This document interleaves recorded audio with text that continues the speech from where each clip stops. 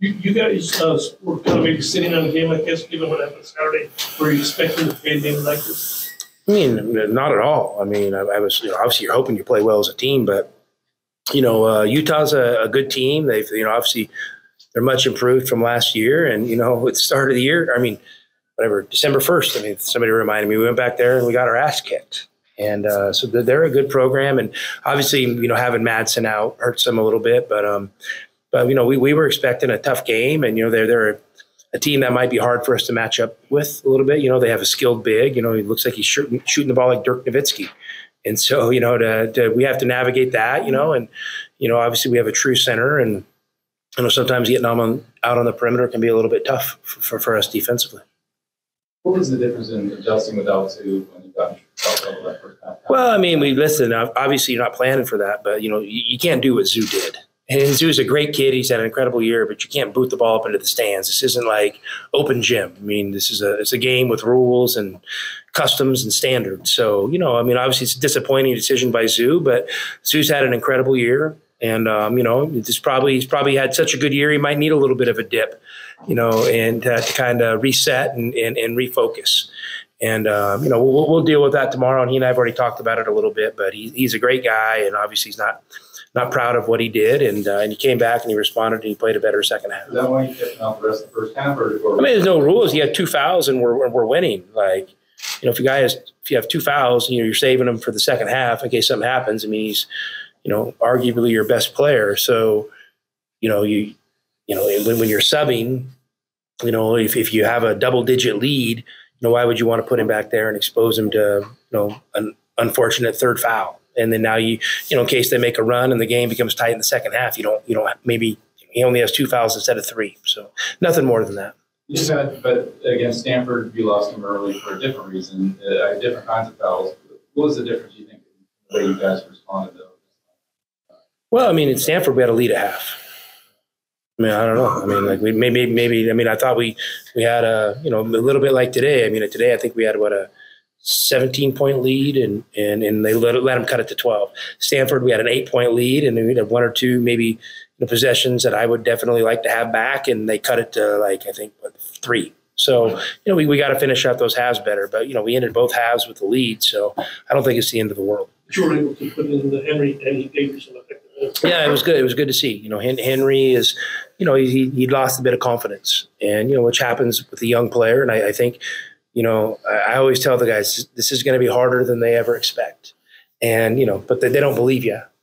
And then I think he's finally gotten to the point where he's, maybe gotten broken down a little bit and realizes it's, that we're right, and he needs to take a step back and open his ears and listen and start working harder. You put, listening and work hard together, good things happen. So I was happy that he had a little bit of success today because, it would be nice to add another player to the rotation in case of situations like this. 38 to 10 points in the paint. You've mentioned pick your poison in the past, that Stanford maybe did that against you. Was the point tonight to just try to eliminate them having any access inside? I mean, not necessarily. We just wanted to play really good, sound defense and make good decisions defensively. I think in that Stanford game, we had some good defensive possessions, and at the end, we made some crazy decisions. Why would you do this or that? So it was the guys just made better decisions overall defensively, and we kind of were able to contest some of their shooter shots and direct some of the ball to maybe their lesser shooters and, live with a late contest on those. It seemed like you guys were attacking the mid-range shot a little bit more today. Well, they were giving it to us. It wasn't any crazy strategy. I mean, Zoo's wide open at the free throw line. What's he supposed to do? Mm-hmm. I mean, we think he's in the 70s for the season, right? I mean, you feel pretty good about that shot. So, I mean, yeah, it's just how they're guarding us, and you have good players, and they have to have the freedom to take and hopefully make those shots.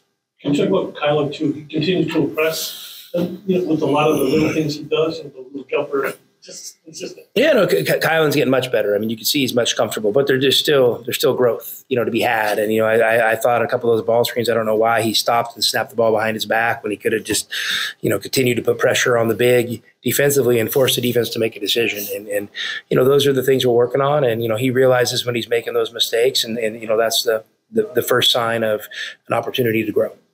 When you went with Henry, was that partly because of Brandon Carlson and matched up that way, or what was the difference why you went with him? I mean, I went with Henry because Sue had 2 fouls and just got a technical foul. And then I played Umar a little bit.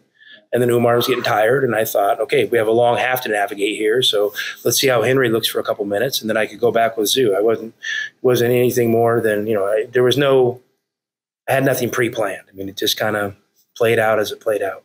Courtney and Kerr combined for 30 points, only had 1 turnover. What do you think about your backcourt? I thought they were veterans. They were rock solid. I mean, they did a really good job of, hunting the right shots and kind of playing loose and aggressive on offense and, getting downhill against those ball screens and kind of putting some pressure on the defense, whether they're making a pocket pass, shooting a floater, or picking it up and moving the ball. So I was really happy with them.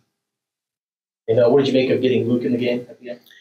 Happy. I'm happy for Luke. We call him Lucky, because we have another Luke on the team. So Lucky's an amazing kid, and he's come here, and, we got all these rules and regulations in the Pac-12 on how many guys can travel and how many guys can suit up. And, whether I agree with them or not doesn't matter. But, so I wanted to give him the opportunity to play today. And, he and his family have nothing but good things to say about Utah. So it wasn't anything like that. It was just his time. And, he grew up, on that campus. And I'm sure, playing against Utah had some special meaning against him. I mean, he's a high character, amazing kid. And, for him to get the opportunity and score a basket was, really cool. And I know his teammates were really happy for him. You said Larry's coming to practices. You and Larry have a pretty good relationship? Yeah, I mean, Larry and I are good. We're Northwest guys, so we get along and have a few things in common. So I really like Larry and I really like Craig. I mean, there's nothing personal on any level of any of this stuff. So it's just, Lucky, and Larry kind of approached us later in the summer. He was looking for a place to go, and he had some Division II options. But, he and Pello were really good friends, and he wanted to kind of come play at Arizona. So, I mean, it was the least I could do is give him the opportunity to do that.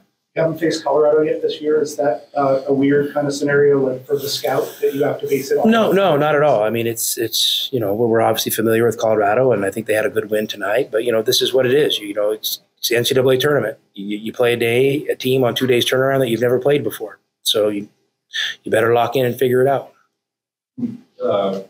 Different, though, from what you've looked at Colorado, different about the two guys they have. I mean, of course, there's some differences, but this is what I know. When they've been right, they've been able to play and almost beat anybody. And so, maybe they haven't consistently been, at that level, but I know that level's attainable for them. So, they have our full attention. How did you come up with Lucky when you had the two problem? Yeah, I think that's me. I think that's a family nickname. Oh, he was already called that? Yeah. Oh, okay. It's a great nickname, I think.